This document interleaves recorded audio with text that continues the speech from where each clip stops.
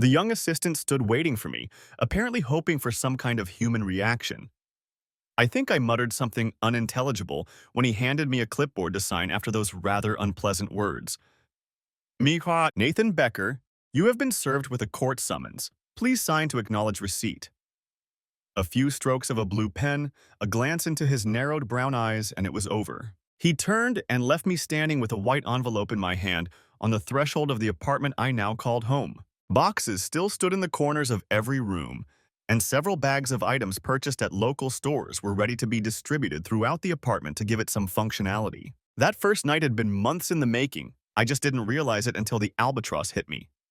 Mrs. Becker had disappeared with all the trappings of a respectable marriage and commitment, and then she had dumped me with rejection and contempt on the way to my current residence.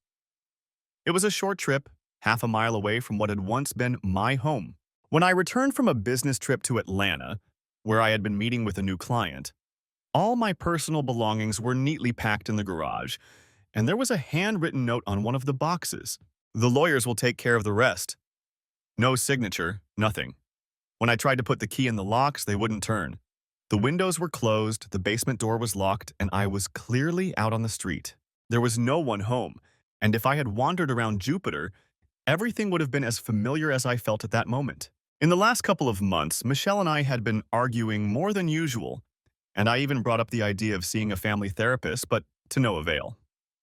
I guess I didn't blame her for that, since neither of us was really into therapists. She was mad at me when I left, and apparently she was still mad. So mad that she decided to pull a marital coup and kick me out. The first call to her cell phone went unanswered. The next call to her work went to a secretary who informed me that Michelle was out of the office and would not be available until she returned. Of course, she told me this after I introduced myself. She offered to take the message, and that was the end of that. 15 minutes later, I received a message from Michelle. Consider us divorced. Of course I'm divorced. As soon as I find out where you live, I'll file for divorce. Stay away from my house. It was cold. It was Wednesday, and I needed a place to live. The house was definitely hers. She got it when we got married, like a trophy after her first divorce. I think it was good for both of us. My first marriage ended badly, and in the time between marriages, I learned not to get burned again if possible. So when Michelle suggested we sign a prenuptial agreement to protect her assets, I did the same for mine. That included my consulting business and shares in various other ventures. One of those ventures included 2 small apartments registered to the consulting firm, and it just so happened that there were 4 vacant apartments in them. I chose one of the vacant furnished apartments as a temporary accommodation, and by evening, all the belongings from the garage had been moved to the new place. The utilities were already connected in the company's name, and the first thing I did was send Michelle a text message with my new address. Then I closed the door and headed to the pub on the corner to share my problems with my favorite bartender. It was a familiar place, as my office was only a block away from the apartment building and the pub on the corner. I'd say you look terrible, Nathan, but you'll prove me wrong. You look as good as ever. Jeanette was another divorce victim. She had been trying to survive for 3 years by opening her own pub in the thriving Midtown area. Things had been going well until now, but the divorce hadn't done her any favors. Her husband had taken everything of value and moved to the West Coast with his secretary, who was 20 years younger than him and 2 sizes bigger than Jeanette. In the end, she decided to buy the pub, which she had inherited from her father, who had died 2 years earlier. You say that every time I come in, Jeanette, but I never get tired of hearing it. She poured an IPA into a tall glass and placed it in front of me. So what's new? Michelle is divorcing me. Are you kidding? When did that happen? I got back from Atlanta this afternoon. She packed all my things into the garage and left town on business. What the hell? She was here last night. She came over with some coworkers from downtown, and one of the guys in their group was buying everyone drinks like they were celebrating something. They seemed way too cozy to me. Now I was interested. Michelle never went to bars unless she was with me. She preferred wine bars like most of her peers. The exception was Dan Moosey, her boss. He had been interested in the place even before Jeanette bought it and considered himself a beer connoisseur. If they all came here, it was only at Dan's suggestion. The guy with Michelle who was shopping, red-haired, tall, blue-eyed, arrogant jerk. Damn, you described him perfectly. He was a bad tipper. She laughed. I had seen him before at a corporate event and always thought he was a loser. There was something about him that repelled me, but Michelle thought and acted as if he was God's gift to the company and to women. However, there was no evidence or outward signs that there was anything between them, and, practically speaking, I trusted Michelle. I had no reason not to trust her then. Picking up the phone, I dialed Michelle's office number and, hearing the answering machine, dialed Moosey's number and got two options, Caroline Moosey and Daniel Moosey. Caroline was his wife and worked in human resources. I pressed 2 to call Dan's work phone. Hello, this is Dan Moosey from Hawthorne Financials. I will be out of the office until Monday morning.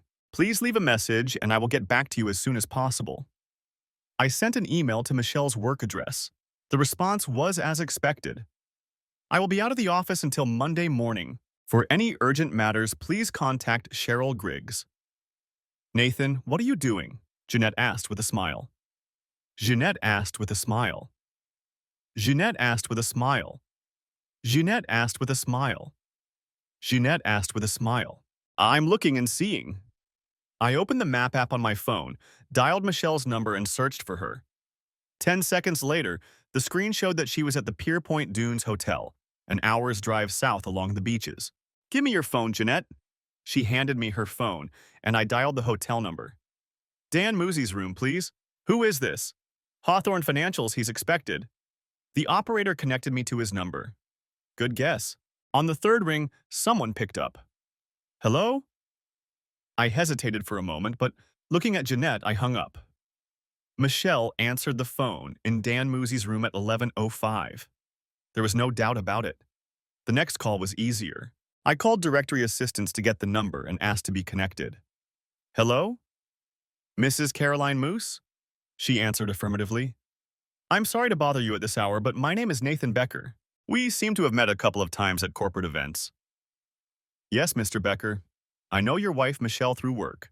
How can I help you? Well, I'm very sorry to tell you this, but I think you have a right to know. My wife has informed me that she is divorcing me, and I assume that is the case, but tonight I also learned that Michelle and your husband Dan are having an affair and are currently living together at the Pierpoint Dunes Hotel on the beach. I believe we held a corporate retreat there a couple of years ago. Are you sure, Mr. Becker? Dan told me he had a client meeting this week. Mrs. Moosey, I know my wife answered the phone a few minutes ago when I called his room. I haven't called yet, but I don't think he would answer if I asked for Michelle Becker. That son of a bitch, I'm very sorry, Mr. Becker. It looks like Mrs. Moosey is going to go out at this late hour to see what Mr. Moosey is up to. I offered to drive her there myself, but she declined and we ended the conversation politely, promising to stay in touch and keep each other informed. Janet, I have to go now. When are you going to invite me to see your new apartment? She smiled. I replied that I would soon, as soon as I got everything in order. I walked to my apartment thinking more about Janet than my ex-wife. She was quite attractive, unlike the always businesslike Michelle. I went inside and turned on the light to look around. Could be worse, I thought, sinking onto the unmade bed. The next morning, after I called work, the manager told me what had happened since I left. There was only one interesting call on my voicemail, and it wasn't one of the 4 calls from Michelle, but a call from Caroline Moose. She had arrived at the hotel around 2 in the morning and let me into the room, using the card she had gotten at the front desk. The hotel staff didn't resist when she showed them her ID as Dan's wife. Dan and Michelle had clearly been drinking and partying, and they just sat there in a drunken stupor while Caroline quickly took a few pictures with her cell phone. When she was done, she booked a separate room for herself and returned later that morning. I ignored Michelle's calls, and in the evening the sheriff's deputy came by. I didn't shed a tear over what had happened. Instead, I was filled with anger at the thought that I had wasted 5 years of my life on someone who had so ruthlessly abandoned everything. I guess I still loved that pathetic bitch despite her betrayal and the ferocity with which she had started this whole mess. Of course, that didn't make me feel any better. Michelle is a smart woman, but she's stupid enough to stoop to the level of her instincts. She has her own house, her own retirement account, and her own bank account. But she never understood what I had built over the years before and after our marriage. The prenuptial agreement spelled out everything for each of us on a superficial level, but she never looked for or understood the details. Becker Consulting earned its stripes when I was still wearing ripped jeans and t-shirts. My father founded the company after 20 years in the oil and geological exploration industry, specifically in engineering. We are a little-known company, If you haven't worked in engineering consulting, you've never heard of us. But that doesn't mean we don't have influence. I took over the company 12 years ago, and 3 years later it was hit by the economic turmoil of 2007-2008, and we almost went bankrupt. We managed to retain about a third of the business and keep a few loyal employees, but it was a sign that the model needed to change. At the same time, I went through a very unpleasant divorce. I lost my house and our summer cottage in the mountains. My first wife, Janet, got custody of our 13-year-old daughter, as well as alimony, child support, and the wrath of most of our friends, which was directed at me. The reason was pretty simple. I got drunk at a company party and ended up passed out in the hotel room of one of the company's clients, a 42-year-old Spanish woman who had been hitting on me since we started working together. Someone told Janet where I was, and at 3 in the morning she was standing over the bed looking at a snoring naked man with a black-haired Spanish beauty wrapped around his waist. I don't know if I was entertaining her or if we just both passed out, but it led to an unforgivable storm. The next day, Janet filed for divorce, and I lived in a construction trailer for the next 6 months. She stopped talking to me, even when we had to sit in chairs several feet apart at our daughter's high school graduation. I tried to talk to her, but her second husband intervened. Nathan, she categorically refuses to even acknowledge your existence. I don't understand it, but it's her business. I'm just passing on the message. Carl wasn't a bad guy in this story. He just got caught up in the hatred Janet still felt for me, even 4 years after the divorce. I just thanked him, shook his hand, and turned my attention to the time my daughter could still spend with me that evening. 3 weeks later, Carl died in an accident at the factory where he worked. To be honest, I was very upset and still am sometimes. He was a really good man. He simply fell in love with a woman I once loved and was a good stepfather to my daughter. I sent a bouquet of flowers and offered any help I could through my daughter. I never received a reply. Looking back, I think it was at the end of 2009 when the sun came out again in my life and in the life of the company. We started getting contracts for new projects, and I was able to start hiring new employees. The first thing I did was sit down with my sister, the CFO, and start planning investments and diversification. Dad always put everything into the company, Nathan. Why do you want to change that now, when we're starting to get back on our feet? Sister, you know the answer to that question. If we had been smart enough to diversify our investment funds a little, we could have come out of this situation in a better position than we are now.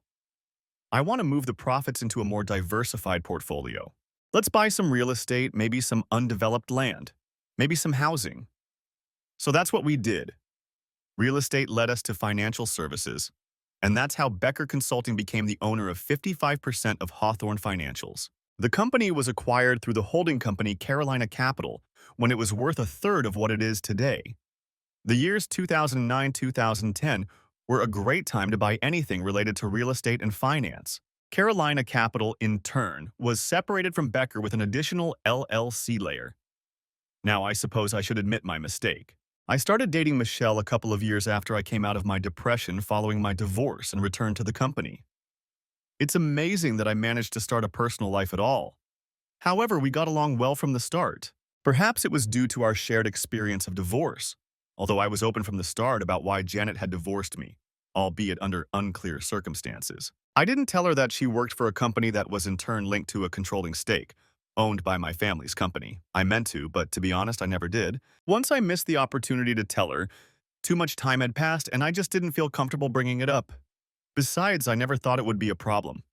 I wasn't directly involved in any of it until, sitting at the cluttered kitchen table with Michelle's divorce papers in my hands, I thought about her lying in that man's bed and wondered how many times she had cheated on me before this week, making a fool of me. The document was pretty straightforward. We were dividing our joint property, but she got her house and I got the little cabin in the mountains I had recently purchased. Everything was clear and simple. All I had to do was make a phone call. Don, it's Nathan. Since she filed for divorce last night, what's stopping us from doing what we agreed to do? Don was my lawyer who handled my personal legal matters, and I had spoken to him the day before. Let's clarify this again. What is your income for the last 5 years as reported on your W-2 form? $52,000 a year before taxes, not a penny more. And how much does Michelle make? She makes between $120,000 and $140,000, not counting performance, bonuses. If we pull the trigger, Nathan, she'll be sucking grapes for a week. I don't care anymore. So, the next day, buttons were pushed that intensified my marital war. On Friday morning, Michelle Becker and Dan Moosey were fired for violating company ethics and fraternity rules. Michelle received severance pay in accordance with company policy. Dan was fired and escorted out of the office under guard. That same day, Caroline Moose handed Dan divorce papers and kicked him out of the house. They both had an expensive trip to the beach ahead of them. I didn't have to resort to tricks like transferring money to other accounts, canceling credit cards, etc. We each had our own. At the end of the day, I sat in my lawyer's office, sipping $300 an hour cognac and signing all the papers, agreeing to Michelle's terms. One of his secretaries took the stack of papers to the courthouse to file them before closing time. For screwing over a bitch, or rather a couple of bitches, getting divorced, finding a new home, and losing $15,000 on a divorce lawyer in 1 week, I said to my lawyer and friend. I returned to my empty apartment and cried for the first time since my first divorce. 6 months later, I picked up a copy of the final court order and put it in a safe. Next chapter? After burning Michelle, as I called it almost a year ago, I slept with Jeanette 4 times, not counting that night. The aftermath of the burning was very unpleasant. Michelle still lives in her expensive house and works at a competing firm not far from my office, albeit with a much lower salary. As a subordinate in an office romance, Hawthorne Financials paid her 6 months severance pay, and she waived her right to contest her dismissal. Things weren't going well for Dan Moosey. He suffered his third divorce, and Caroline burned him in the divorce settlement. She got their house to live in until their daughters turn 18 or finish college, whichever comes later. He pays alimony, child support, and has to give up half his pension. As for work, he finally landed a job as an assistant vice president at a regional bank in a shopping mall, earning about half of what Hawthorne paid him. I even see Caroline from time to time. She got a job with one of my engineering clients and does bookkeeping. We've gone out to dinner a couple of times, but it's purely platonic. It would be too cliché to entertain Dan's ex-wife, although I'd be lying if I said I didn't think about it from time to time. The morning after one of our pleasant evenings, as Jeanette was making cappuccino in the kitchen, the doorbell rang.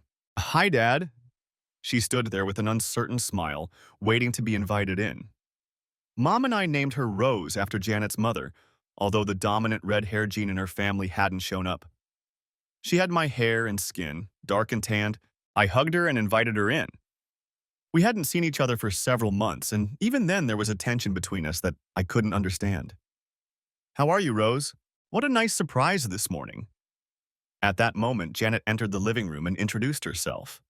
If I thought it would be awkward, I was wrong. They both seemed relaxed, but after a few minutes, Janet excused herself and said she was going to the pub to find out something.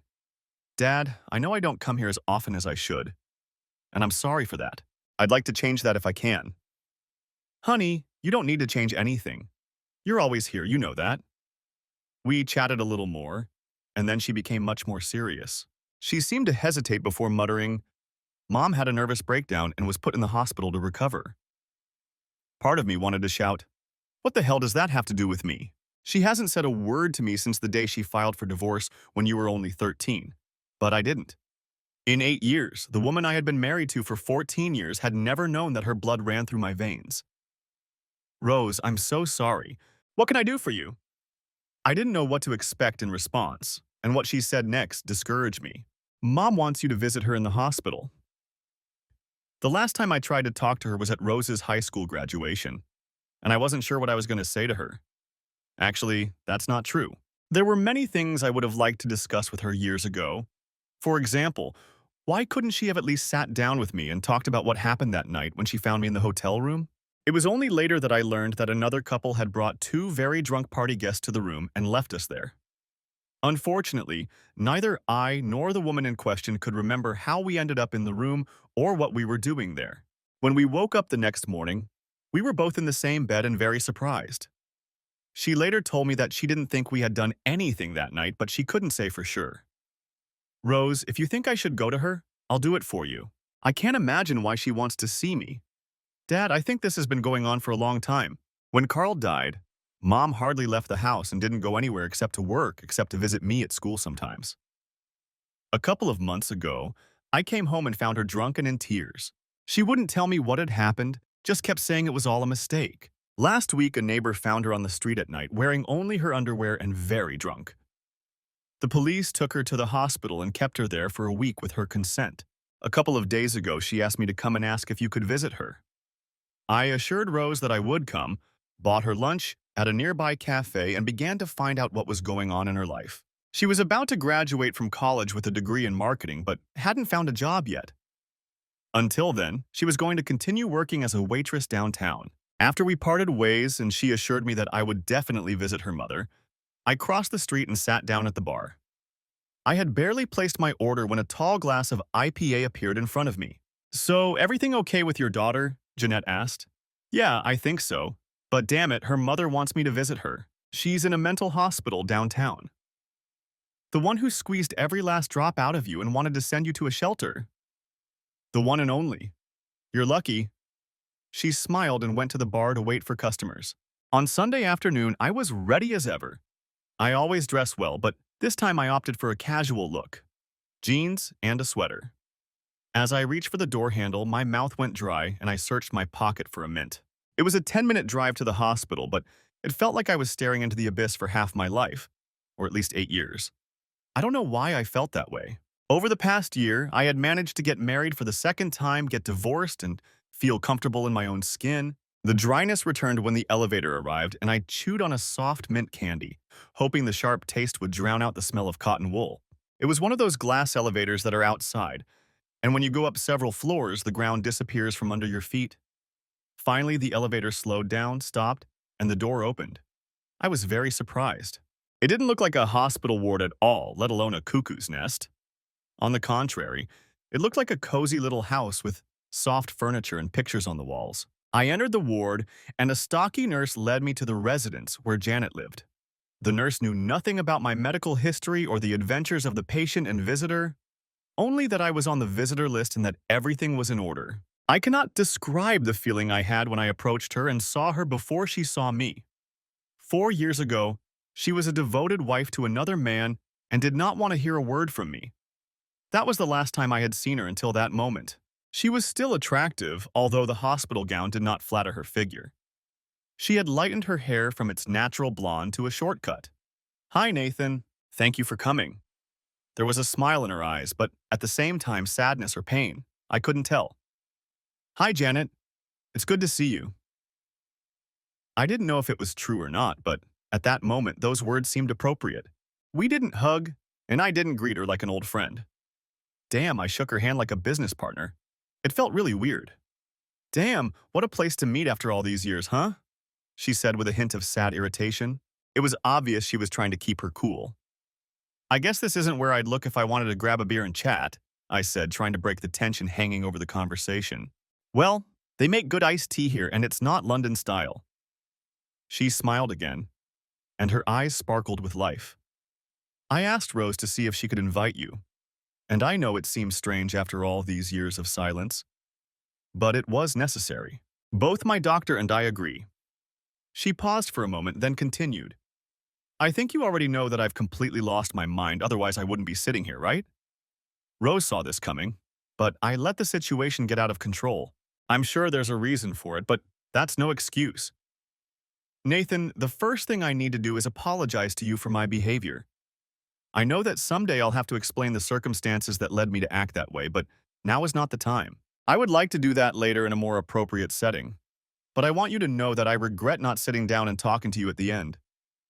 Last week, I almost killed myself. I couldn't bear all the guilt. Instead, I drank myself into a stupor and hoped that someone would hit me with a car or something. How stupid of me. It would have destroyed Rose.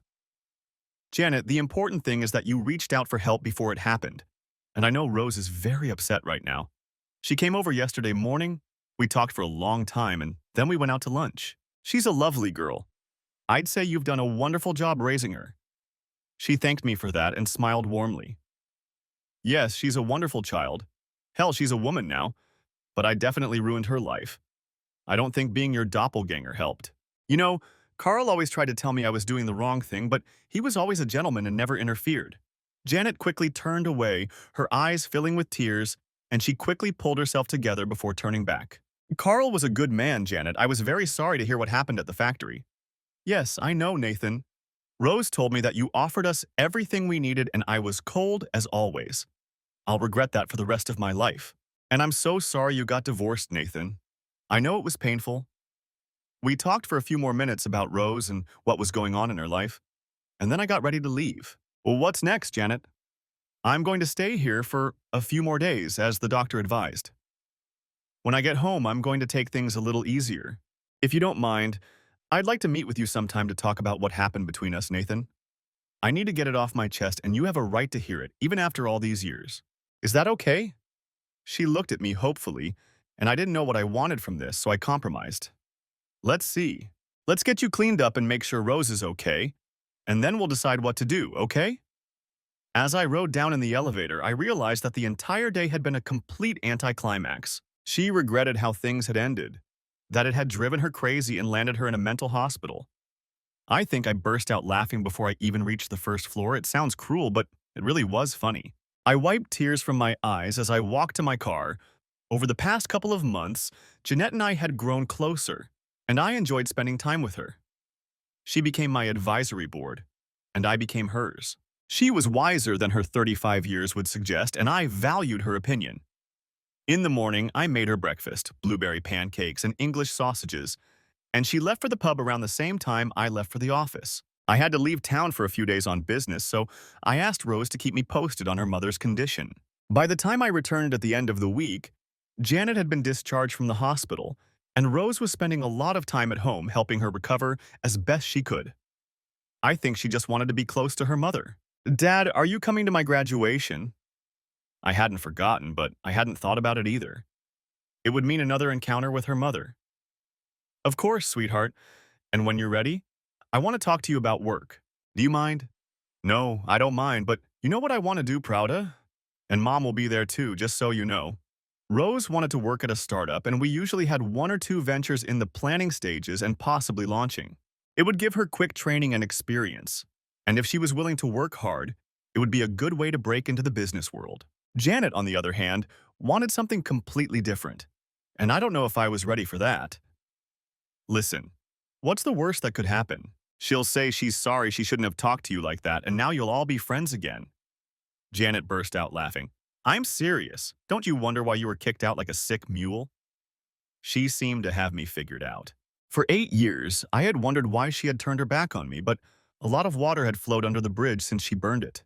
I also knew that I just could have, had some fun with this Spanish beauty, but that wouldn't have justified the nuclear explosion if I hadn't taken the time to step back a little and figure out what had happened and what hadn't. Prom went off without a hitch, and afterwards the three of us even went out for drinks. Janet looked much better than when I saw her in the hospital, but she still had that irritability she was trying to hide. In the presence of an outsider, it might have passed, but I knew it was better this way, even after all this time. Nevertheless, it led to the next steps. 8 long years have passed since I drove into the driveway of the old 2-story house I called home. Old Mr. Green Jeans still lived across the street. Rose had given him that nickname when she was little because he reminded her of a character from an old rerun of the cartoon Captain Kangaroo. Mrs. Wilson, a widow, still lived next door, although I heard she was frail. The lawn was well kept. Someone had been working in the garden at the side of the house, but otherwise everything looked almost the same as when I had left, right down to the dark green shutters. I pressed the doorbell, and the familiar long ring sounded in the hallway. Janet opened the door, and we stood awkwardly for a moment before I stepped inside. I almost didn't do it. All I could think about was my last step back. Thanks for stopping by, Nathan, she said, inviting me in. God, I could still see the marks we had carved into the door frame leading to the kitchen to measure Rose's height. This was going to be harder than I thought. Most of the furniture had been replaced, but the familiarity of the house overshadowed any changes our broken lives could have imposed on what had once been our first and only shared home. I had to constantly remind myself that this was another man's house, at least temporarily, and that I, like him, had entered another woman's home for the duration of the mating season. When Janet invited me to sit down at the kitchen table, I knew so well. It felt like a bad TV show. I poured the beer she handed me into a mug and sat down in the chair that had been mine for so long. She was still drinking white wine. Well, I guess I asked for this, and now that you're here, I'm still trying to figure out where to start. She tried to laugh, but she couldn't. Janet, why don't you just tell me how you've been lately? Are you still working at Belka? Yes, although about a year ago I was transferred to Crosstown to manage their new store. Things are going well there. It will be 20 years this spring since I started working for them. They treat us well. Rose worked for them when she was in school. We talked mostly about everyday things, and I felt like she knew more about me than I knew about her. She told me about some of our old friends and neighbors to bring me up to speed. I hadn't been in touch with my old friends since most of them had chosen sides during and after the divorce. Nathan, I think I need to get to the point. I think it was Carl who put the most pressure on me, and I didn't listen to him. Looking back, I can say that he was right. You deserve to be treated like a man, and I acted like you didn't exist. It ruined Rose's life, and to be honest, it ruined mine even more. Carl always spoke highly of you. You know that's true, and he always urged me to find a way to forgive you, to sit down and talk to you like a human being. He wasn't threatening in any way. God knows I should have listened to him. He showed up a couple of years after we broke up and was one of the few people who saw me as a woman who had been raped. Somehow, he broke down the barriers I had put up after several failed attempts to get back on stage. She smiled slightly and continued. When he was killed at the factory, I practically shut myself off and devoted myself to work and making sure Rose had everything she needed. Carl and I had a good marriage, but it was more that we loved each other very much. I needed a man, and I didn't want to live with Rose, who was still a teenager. So we got married. Damn, I'm talking too much about Carl and not enough about why I want you here. She filled her glass with wine. Janet, what caused the breakdown? I mean, that's the most important thing, isn't it? Yes, it's the most important thing. Do you remember James Solomon? He was your father's personnel manager, and you kept him on as a consultant. He often stopped by your house when you had a busy schedule, but you didn't know that he often stopped by your house when you were away with clients. Why didn't you tell me about this when we got married? I don't know, Nathan. I guess I thought I could handle it. I wasn't going to sleep with him, but I liked the attention. You were away half the time, and he would come over under various pretexts. We would drink coffee and talk about business, but I'm not stupid. I knew he was looking for something more, but as I said, he wasn't very good at it. Anyway, he told me where to find you that night. Damn, he had a key to your room, and he warned me what you two were up to. So when I turned the key in the lock and walked in, I wasn't completely surprised, although what I saw just stunned me. I knew our marriage was over. I don't know how well you remember, but the woman was pressing her face and lips against your things, and you both passed out after what appeared to be a night of debauchery. I completely lost my mind.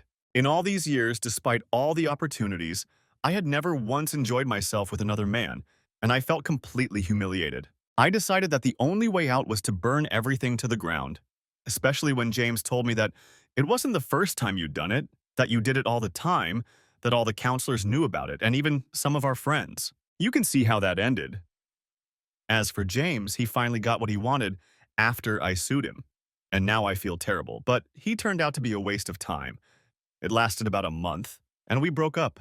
He wanted to keep it a secret because he was still working for you, but by that time I was fed up with him.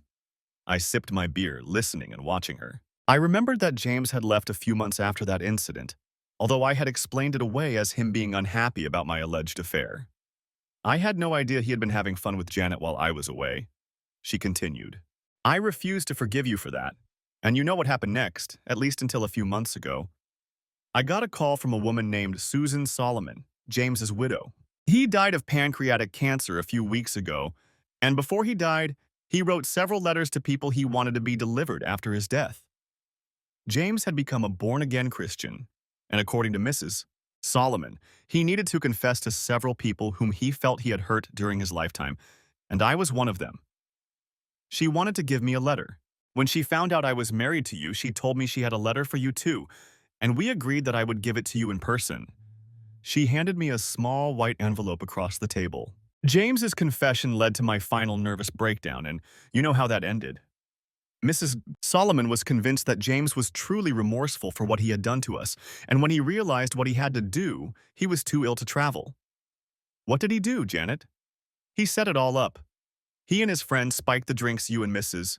Lucas were drinking, and when the time came, they took you to the hotel room and positioned you so that I would know what you were doing when I entered the room. He said they had planned to do it to Mrs. Lucas, but they didn't have enough time and couldn't get me back to the room. It was all a setup, and I ruined my marriage. By that time, Mrs. Lucas had already separated from her husband, so it had no consequences for her. But he said he wrote her a letter of apology. Janet cried quietly while I sat there digesting her words. It was a dead man's confession to events that had long since died. I didn't need to read it. He did all that just to have fun with you? I asked in amazement. Yes, and then he moved on to his next victim. Have you ever thought that you should have just sat down with me, like you're sitting now, and asked all the questions you wanted to ask? Those 12 hours of my life, from the moment I showed up at the company party to the moment I woke up in a hotel room with Marcella, are indelibly etched in my memory from that very night. Neither of us remembered anything after 1 a.m. I knew you and several other women were busy at the party and weren't paying much attention to us. We were all drinking. Janet, in all the years we've been married, I've never once cheated on you willingly. And for 8 years, the thought that I could have done it in a drunken stupor has been killing me. And yet I had no way to defend myself or do anything to save our marriage. I loved you like no one else for 14 years, and in one night, it was all gone. Not only that, but you caused me unbearable pain for something I don't even remember doing. Have you ever read Kafka? I lived like that for 6 months until my sister sat me down and read me The Riot Act. The only connection I have to my past life is visiting Rosa, and I think I can be grateful for that. Her eyes were red from crying. I didn't need any revelations to understand that she had always been wrong. And even before this latest revelation, she knew it too, and that made me even angrier. Perhaps that was what had driven her to the madhouse, the realization of her grave sin. Do you remember when we first saw this house? I asked, trying to lighten the mood. She nodded in response. I always thought it was too big, but as soon as we moved in, even before Rose came along, I fell in love with it. Do you remember when I cut the first groove when she was about 2 years old? The memory broke through the pained expression on her face and brought a slight smile. I forgave you, Janet. I left everything I could when you and Carl got back together, and I started dating someone else seriously. The only thing I still carry with me is the pain of not being there every day while my little girl grew up and became an independent woman. Visits just can't replace that, I guess. Nathan, even though you never told me this until now, I knew you forgave me back when Carl was alive. I just didn't understand what I had done wrong. I only realized it after he died. Is there anything I can do to repair our relationship? I didn't have to think long. I'd just keep being a good mom to Rose and a good grandmother to the grandchildren she'll give us, and I'll go pour myself another beer. She laughed and brought me another mug of cold beer. So you're going to relive your episode? I asked her. That was part of it, but knowing that you've forgiven me helps me realize that I can get through this. I sat behind the wheel for a while, thinking about our conversation and how my first marriage had fallen apart. And I realized that someone had been stirring the pot, and I was the stick, but now he was just worm food. By the way, I'm having dinner with Rose and Janet next week. Next chapter. Have you entertained her yet? Janet asked half-jokingly as we relaxed after one of our usual walks. I'm not going to. I didn't think so either. I didn't feel like it. You have dinner with her a couple of times a week, she said with a smirk. Maybe, but I never have dinner. She was exaggerating about the dinners. It was usually once a week and Rose was usually with us. I think Janet still felt that behind all the therapeutic mumbo-jumbo, there was a glimmer of optimism that she could rekindle something between us. I wasn't pushing her in any way, but it was perfectly clear to me that the ship called Hope for Shit had sailed many years ago. Besides, I liked what I had with Janet. We enjoyed going to restaurants, movies, or concerts, sometimes even playing ball. And just as important, our compatibility in bed was unmatched by any other relationship I'd had, including my 2 ex-wives. We had just sat down at a table at the Oak, an upscale steakhouse in the city center, when I saw her walk into the room, holding the hand of the managing director of one of our rival companies, the very firm where Michelle had been working since I fired her almost 2 years ago. They sat so that Michelle and I were in a line of sight across the room. Now all you have to do is wait for the local therapist to come and sit down for you, Jeanette said, trying to stifle a laugh. But she was having a hard time. Come on, damn it, I joked. I knew this guy, a nasty jerk who had been caught and, according to rumors, paid a lot of money to keep quiet. Of course, this was all inside information, as none of it had been made public. His name was John Marshall, and he and I had been like oil and water for many years. Michelle knew the story, and maybe that explained the condescending smile that appeared on her lips when her gaze happened to fall on me. She had found out who had set her up in Hawthorne, even though I had tried not to draw attention to myself. Apparently, John Marshall had become her new source of income, and she was clearly showing it. For the two of them, this was not a business dinner. He showered her with affection, and she teased him. As far as I could tell, Michelle had found herself a new boss to have fun with on her way to career advancement. All that remained was to wait and see if the second Mrs. Marshall would approve of this slut. "You're up to something, I know it," Jeanette interrupted my devious thoughts.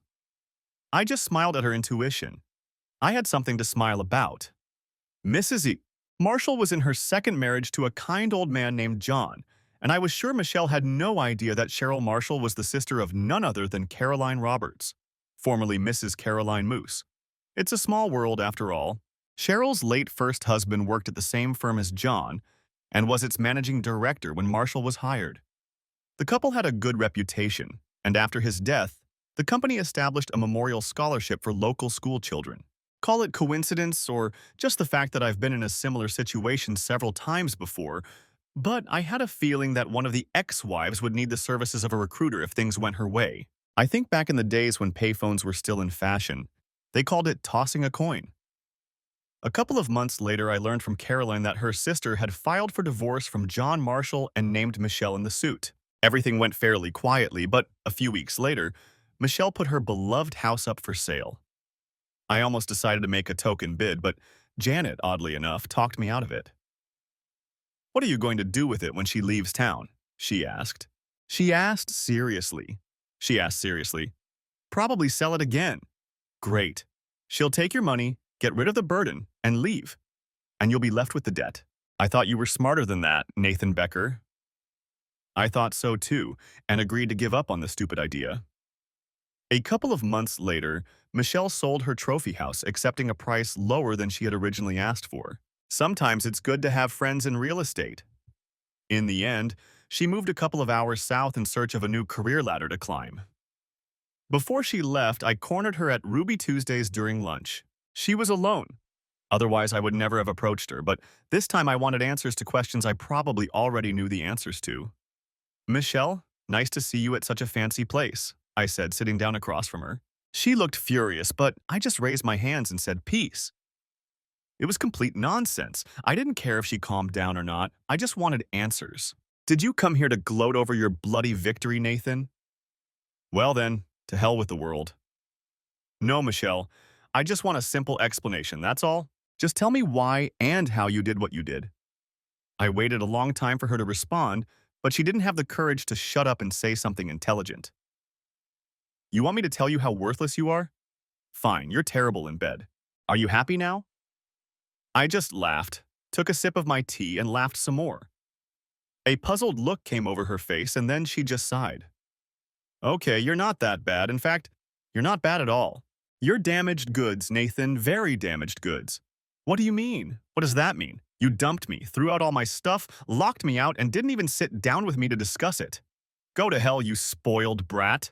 I realized I was speaking louder than I should have and lowered my voice. "God, you really don't understand," she said. "Do you know how many times you've screamed her name in your damn dreams? More than I can count. Janet. Nathan, you still love that damn woman. Why you married me, I'll never understand." Why did I do that? I don't know. Looking back, I probably should have just filed for divorce and driven off into the sunset.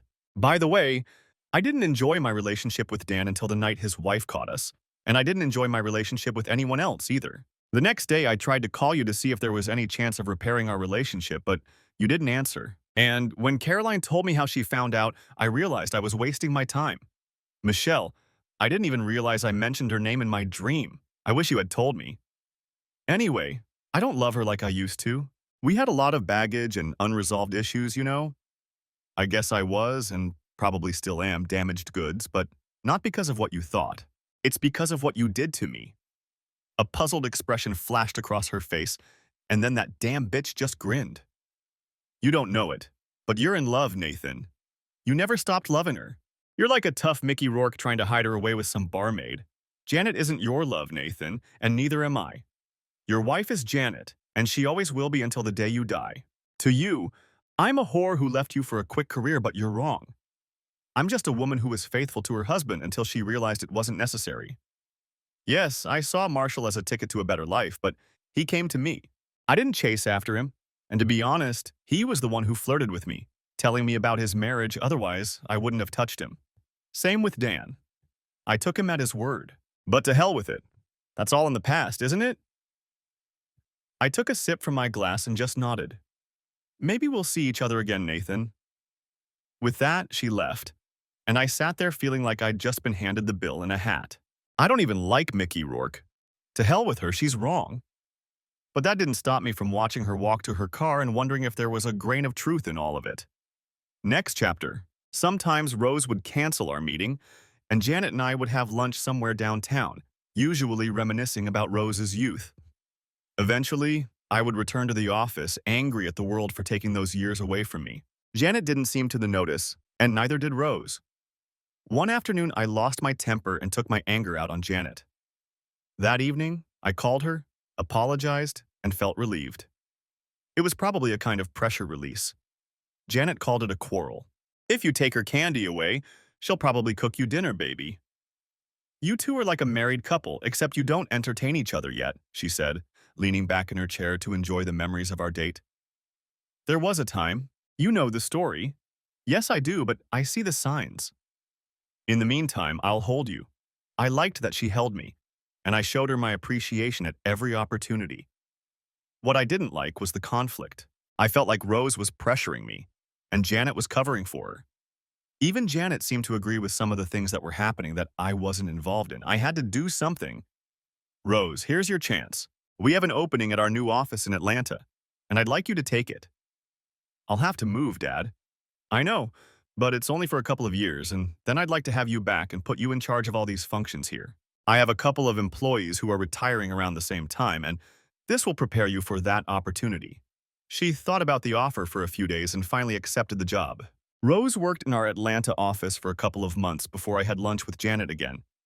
I used that time to spend as much time as possible with Janet and figure out where our relationship might be headed. The fact that Rose was working in another city gave me an excuse to cut back on the lunches. If I thought that removing Rose from the role of mediator between me and her mother would resolve my own conflicting feelings, I was wrong. Nathan, you have to come. She asked for you specifically. Janet was throwing a farewell party for Mrs. Wilson from across the street, who was moving in with her daughter in Connecticut instead of going to a nursing home in another part of town. It's a small gathering. Her two daughters, old Mr. Green Jeans, and a few neighbors from the street. You can bring Jeanette along. I thought about it for a while and agreed to come the following Saturday afternoon. I made sure to bring Jeanette with me. It would give me a chance to get outside in the nice weather. At first, she didn't want to go, but I tried to make her smile and she agreed. We arrived around noon. The backyard was decorated, and the guest of honor, dressed in her Sunday best, sat in a wicker rocking chair. Old Mrs. Wilson was over 80, but even with dementia, she remained a beautiful woman. The big surprise was that Rose was there too. She had arrived the night before. We introduced ourselves to each other, and everyone went into party mode. While I joined several of my neighbors' husbands in helping with the grill, Janet chatted with the other guests while I, to my surprise, found myself talking easily with another couple and Janet. We all laughed and had a good time, and I didn't notice that Janet was watching us, at least not until I thought about it later. When it was time to leave, we all agreed to do it again and stay in touch. That evening, Janet was pretty quiet, and when it was time for bed, she went to her room instead of staying in mine. I didn't think much of it, just figured we usually spent Saturday nights together. The next day, she came back and lashed out at me. Nathan, I want to put our relationship on hold for a while. I need some space. Okay, I decided to give her space. It's okay, Janet. I have a few projects I need to finish in the next few months. I know I'm not the smartest guy, and when she kissed me goodbye, I didn't understand. It wasn't until I came home from work on Monday and saw that she had moved all her things out of the apartment that it dawned on me. She was gone. She had left me. I wanted to go to the pub and talk to her, but my pride got in the way. Before I could dismiss the idea, the phone rang, and it was Janet. Hi, Nathan. Want to have a drink with me at Charlie O's? My treat, she asked enthusiastically. At first, I wanted to refuse, but then I agreed and left the house. When I got there, she was already there, chatting animatedly with two other couples, and everyone was laughing. Nathan, come here, she called. Meet my friends from work. She introduced them, and it turned out that Janet had gotten a promotion at work, so we started celebrating. Overall, we had a great time and didn't notice how quickly the time flew by before we left the bar. Janet had left her car there, so I drove her home, considering that she had had quite a bit to drink. When we pulled up to her house, she asked me to come in for a cup of coffee. Looking back now, I realized that it was for the best. Her inhibitions were down, I knew she had feelings for me, and my newly awakened libido needed satisfaction and reinforcement. When we finished, I didn't know what to say, so I kept quiet, and we just hugged. The next thing I remember was that it was 3 in the morning, and I had to fly to Atlanta at 10. I made my flight to Atlanta and spent the day at the office where Rose worked. They had just finished an external audit, and we had off-site meetings with the accounting firm in the afternoon. That evening, I had a dinner with Rose at a restaurant in Buckhead. "Dad, I know you were out with Mom last night. She was worried you wouldn't be here in the morning until I told her you were supposed to be here tonight." A sly smile appeared on her face, as if she were privy to the secret of the cat that killed the canary. "Yes, but it could have been a mistake, Rose. We were both drunk, otherwise it wouldn't have happened." "That's nonsense, Dad. I could see it on your faces on Saturday. That's why Jeanette was leaving. She saw it too." I stopped to take a drink and fell silent for a moment. "Jeanette told you she was leaving?" Now the pause hung on Rose's lips, and she didn't know what to say. When you don't know how to get out of something, sometimes it's better to say nothing. She should have said nothing. "She told me about it at the party when we were watching you and Mom." "We both saw it, Dad." I noticed that her confidence wavered a little, but I didn't say anything to scare her, just confirmed what she already knew. Yes, Janet and I decided to give each other some space, and I suspect it's more important to her than it is to me. So yes, she's gone. I didn't really want to continue the conversation, so I brought it back to work and we discussed the audit results for a while longer. The next morning, I had to fly back, and then I was leaving for 2 weeks to visit a client. That night, I lay in bed going over everything that had happened over the past few days, realizing that I had been played but played well. Janet and Rose, my old roommates, and Jeanette had witnessed all the good moments. Those times were good too, but really it was nostalgia. The backyard party and barbecue were nostalgia. I got on the flight back and tried to go to the pub to meet Janet, but to no avail. She didn't show up for morning exercise, and one of her parents said she had taken the week off. In the end, I flew to Houston for a 2-week business trip.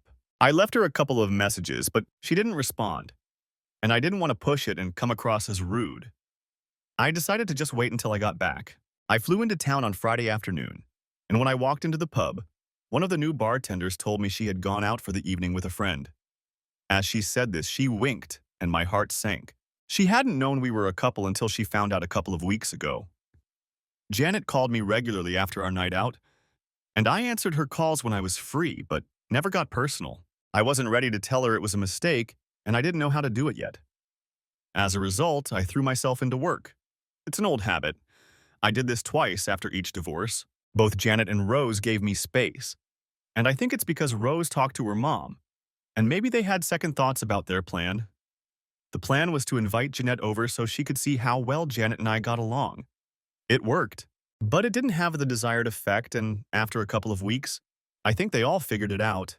Jeanette handed over the pub to one of her longtime employees and went on an extended vacation to Europe with her new boyfriend. By that time, I had been depressed for a month and decided to chalk it up to life's ups and downs. I hated not going to the pub, but I found a brewery a few minutes walk away in the other direction, and it became my regular haunt when I wanted to chat over a pint. One evening, as I was heading out for my usual pint, I passed by a restaurant I used to frequent before it changed owners. For some reason, I decided to go in and see if I could grab a bite to eat at the bar. I had just been served my beer and was about to order something from the menu when I caught a glimpse of them. Janet was sitting at a small table with a man I didn't know, in a rather intimate setting. It was obviously a date. She didn't notice me, even though I couldn't take my eyes off her. I decided not to order, quickly drank my beer, threw a couple of bills on the bar and quietly left. To compensate for my disappointment, I ordered a large mug of IPA and chicken wings at the place I had come to. A game was playing on the screen at the end of the bar, and I immersed myself in it, consuming empty calories. I think I spent an hour eating my order. I didn't even hear her sit down next to me. "Is this your new place?" she asked, with a half smile on her lips. "Yeah, looks like it. Good beer, comfortable seats, How's it going, Jeanette? Fine, I guess. I took some time off to figure out who I want to be, but I haven't figured it out. She tried to force a nervous laugh, and to some extent she succeeded. I saw you at the restaurant, Nathan, and noticed you coming here, so I thought I'd stop by and see how you were doing. Did you break up with your boyfriend? I tried to inject some humor into the conversation. Oh, no, she laughed. We drove here separately. I need to go to the pub and start closing the books for the month. Well, he's a nice guy. You've earned yourself a good reputation. I hope it works out for you, I really do. I tried to smile, but instead my face reflected my confusion. She was just laughing at me. What's so funny? I asked, trying to sound serious. She struggled to hold back her laughter before answering. He's weird as a $3 bill and he likes black guys. We both burst out laughing, and the ice was broken, even if she was no longer mine. Listen, let me get you out of your new hideout and ask you to help me pay my bills this month. I'll buy you as many beers as you want. With that, she led me to a pub. We finished around midnight and I went home, forgetting all my previous suffering. At least I had a friend again. One evening, I was sipping an IPA, and after Jeanette finished wiping down the bar, she asked, "Why don't you ever bring Jeanette here? After all, she's always a welcome guest here." I had been going to the old pub for 4 or 5 days, and Jeanette had never come up in conversation. I just filed her away as one of those topics we preferred not to discuss. I haven't seen Jeanette in over a month. She couldn't have looked more surprised than she did at that moment, but I just shook my head. We were played. She stepped away from the bar and we sat down in a secluded corner. What do you mean we were played? I saw you two. I saw two people in love. Hell, I was in love myself. I took a sip of my beer and explained to her what that backyard meant to me. How important it was to me, how important my memories of raising Rose there were to me. I knew most of the neighbors and felt more at ease than I had in a long time. Jeanette, I was relaxed because I was comfortable. My daughter was there, my old neighbors, Mrs. Wilson, I was friends with my ex-wife, and I was in love. Why shouldn't I have been relaxed and happy? Then why aren't you with her? I think the desperation on my face made her think, and she put her hand over her mouth. Oh my God, what have I done? Now she was crying quietly. You didn't do anything, Janet. It's just that my feelings weren't pure. Now I have to admit that I was secretly having fun with her, but I did it anyway, and I regret it. But I can't change anything. You left me, she seduced me, and when I realized what had happened, you were already gone, and I knew I had lost you. Nathan, I did the same thing, only worse, for 2 weeks, and although I regretted it afterwards, now I hate myself even more. How could I have been so stupid? I took her hand in mine and just stroked it, looking into her eyes. We were both idiots. Next chapter. We set the date a couple of weeks before that, and by June of the following year, Janet was to become the third and final Mrs. Nathan Becker. After all the drama during the confusion, we both realized that we loved each other and had to stop pretending that we were just friends with benefits. Janet didn't take it very well at first. She was furious with me for not committing. I explained to her that I loved Janet, that what we had done was a bad decision on my part, and that I regretted entertaining her. I didn't say that because I didn't regret entertaining her deep down. I just regretted the circumstances under which it happened. In the end, she came to terms with it. Rose, on the other hand, sincerely apologized for what had happened. I had to reassure her several times that everything was fine.